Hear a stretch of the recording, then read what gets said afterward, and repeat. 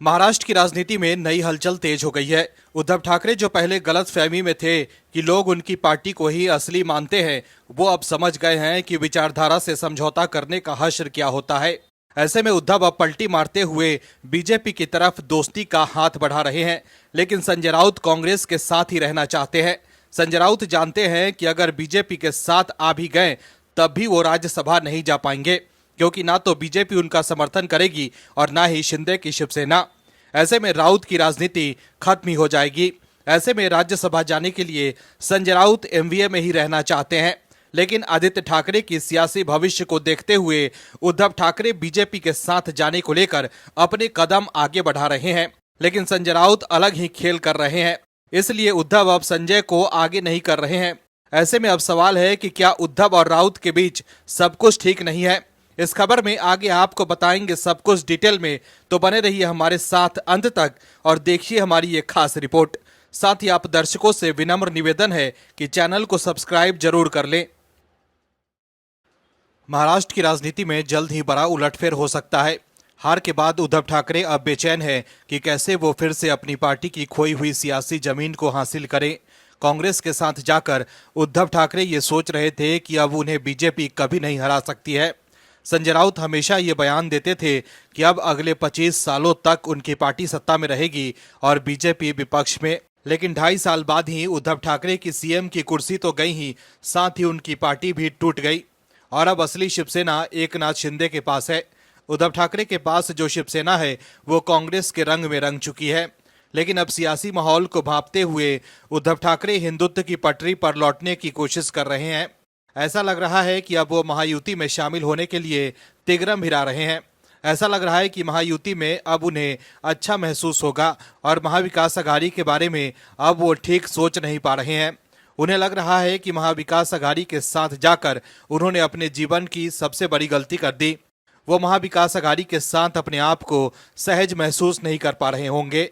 एक तरफ तो महाराष्ट्र में उनके राजनीतिक अस्तित्व पर खतरा आ गया है, तो वहीं दूसरी तरफ वो सीधे तौर पर हिंदुत्व से भी दूर होते जा रहे हैं, यानी कि राजनीतिक नुकसान भी और वैचारिक नुकसान भी। ऐसे में लगता है कि अब वो वापस से बीजेपी की तरफ आने की सोच रहे हैं।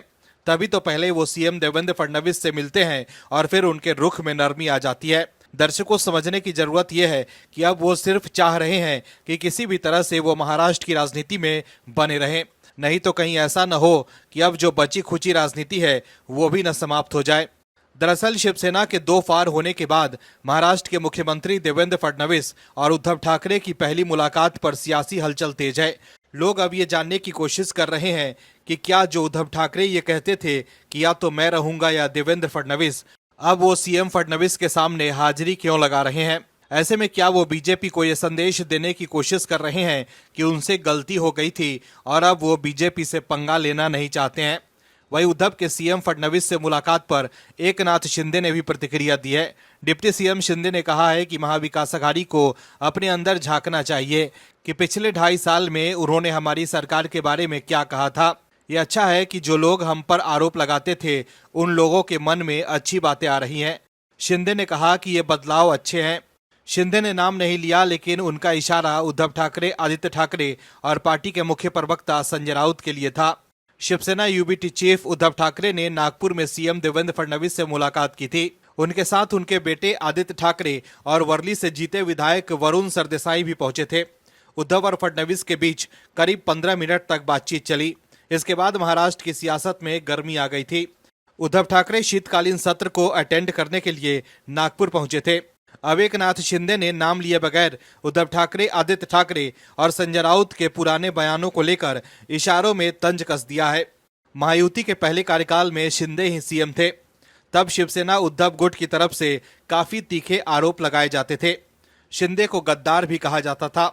एक तरफ जहां एकनाथ शिंदे फडणवीस से उद्धव के मिलने को लेकर तंज कसते हुए विचारों को बदलाव आने को अच्छा करार दिया, तो वहीं बीजेपी ने भी उद्धव ठाकरे की मुलाकात पर चुटकी ली है।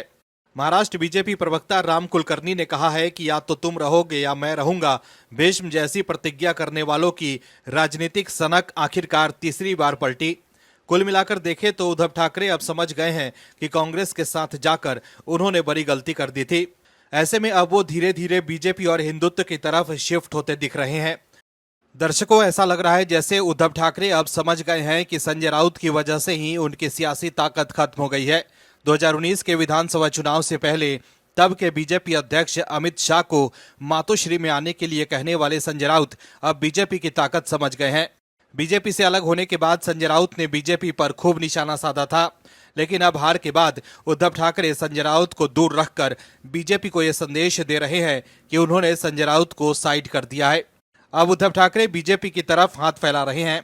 दर्शकों, वीर सावरकर एक ऐसे नेता थे जिन्होंने देश और समाज को जाति प्रथा से मुक्त करने की खूब कोशिश की। उन्हें एक ऐसा हिंदुस्तान चाहिए था जो जाति प्रथा और छुआछूत से दूर रहे, और वो उसके लिए लगातार प्रयासरत भी थे। वो कभी नहीं चाहते थे कि देश की जनता किसी भी कुप्रथा में फंस जाए और देश पीछे चला जाए। दर्शकों, समझने की जरूरत यह है कि वीर सावरकर के लिए राष्ट्रहित सर्वोपरि था, लेकिन कहीं न कहीं देश को कुचक्र में फंसा कर रखा गया और वीर सावरकर को लेकर भ्रम फैलाया गया, जिसके लिए कांग्रेस की कई पूर्व की सरकार जिम्मेवार रही। दर्शकों, समझने की जरूरत यह है कि जिस तरह से राहुल गांधी सावरकर का अपमान करते हैं, वो कहीं न कहीं उद्धव ठाकरे को कचोट रहा है। और क्या सावरकर ही जरिया होंगे शिवसेना यूबीटी के एग्जिट लेने का महाविकास अघाड़ी से? वहीं अब उद्धव ने संजय को भी साइड करके यह संदेश दे दिया है कि वो कभी भी महाविकास अघाड़ी से एग्जिट हो सकते हैं। दरअसल महाराष्ट्र चुनाव के नतीजे आने के बाद से ही उद्धव ठाकरे की राजनीति में जो बदलाव के संकेत मिल रहे थे, उस पर अब मुहर लगती दिख रही है। 5 साल पहले मातोश्री का दरवाजा सीएम देवेंद्र फडणवीस के लिए बंद हो गया था, वो अब खुद चलकर उनके दरवाजे तक पहुंच गया। उद्धव ठाकरे अब समझ गए हैं कि उन्होंने बहुत बड़ी गलती कर दी है।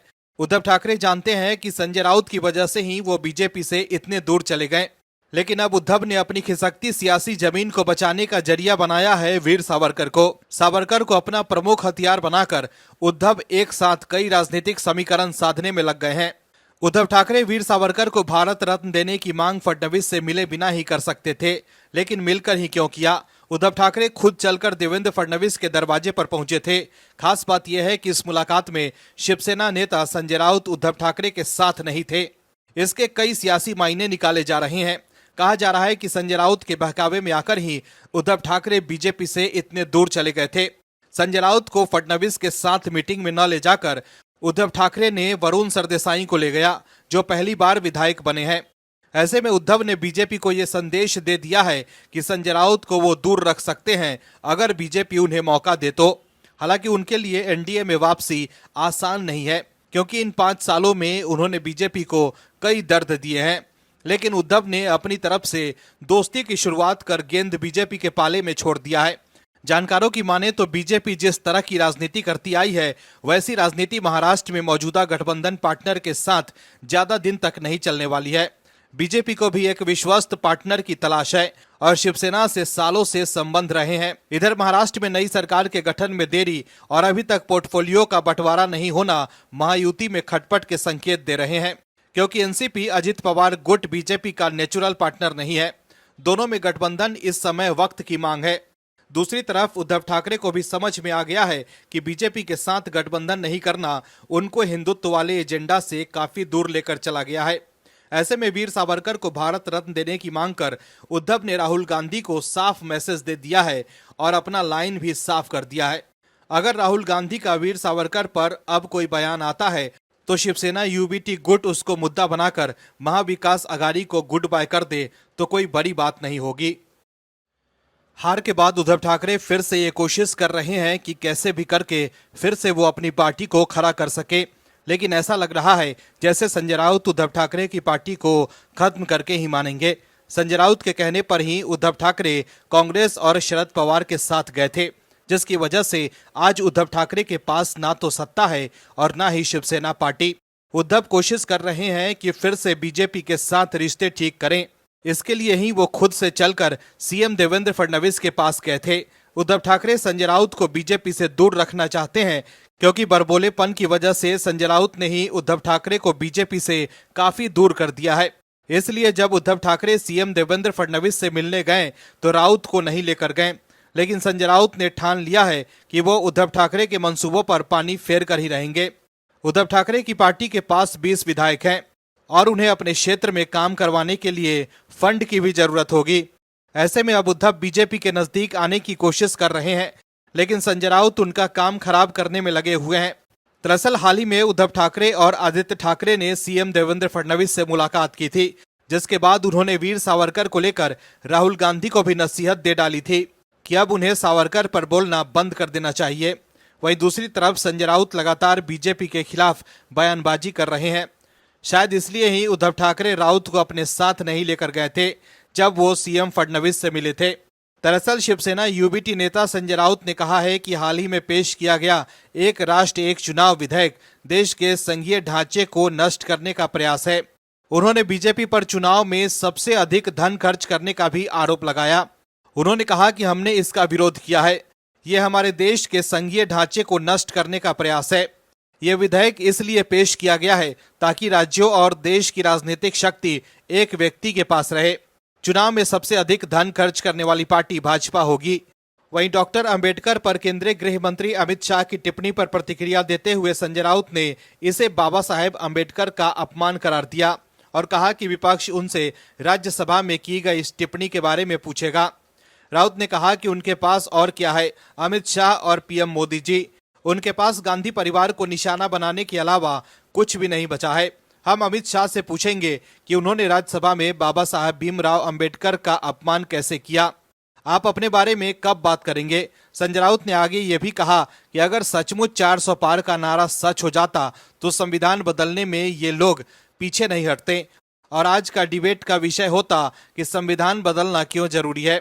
उन्होंने आरोप लगाया कि बीजेपी का एजेंडा संविधान के मूल ढांचे को बदलना है। उन्होंने कहा कि देश में लोकतांत्रिक संस्थाओं पर बीजेपी का नियंत्रण बढ़ गया है। जहां भी जाओ वहां मोदी के लोग बैठे हैं। उन्होंने कहा कि बीजेपी के संविधान के प्रति प्यार में असली भावना की कमी है। वहीं शिवसेना उद्धव गुट के सांसद संजय राउत ने यह भी कहा कि महाराष्ट्र के नए कैबिनेट में शामिल नहीं किए जाने से महायुति के कुछ नेता नाराज हैं, लेकिन देवेंद्र फडणवीस के नेतृत्व वाली सरकार पर इसका कोई असर नहीं पड़ेगा। दर्शकों, संजय राउत बीजेपी पर निशाना तो साध रहे हैं, लेकिन ये भी जानते हैं कि बीजेपी की सरकार पर कोई खतरा नहीं है। दर्शकों, फडणवीस के पास जाकर उद्धव ठाकरे ने तो संकेत दे दिया है कि वो बीजेपी से फिर से दोस्ती कर सकते हैं। उद्धव ये भी जानते हैं कि उनके विधायकों को फंड की जरूरत होगी, इसलिए अब वो सीएम फडणवीस से पंगा नहीं ले सकते हैं और अब वो बीजेपी के साथ दोस्ती का हाथ बढ़ा रहे हैं। लेकिन क्या संजय राउत ऐसा होने देंगे, ये बड़ा सवाल है। Bureau report, OMH news. आप दर्शकों से विनम्र निवेदन है कि चैनल को सब्सक्राइब जरूर करें।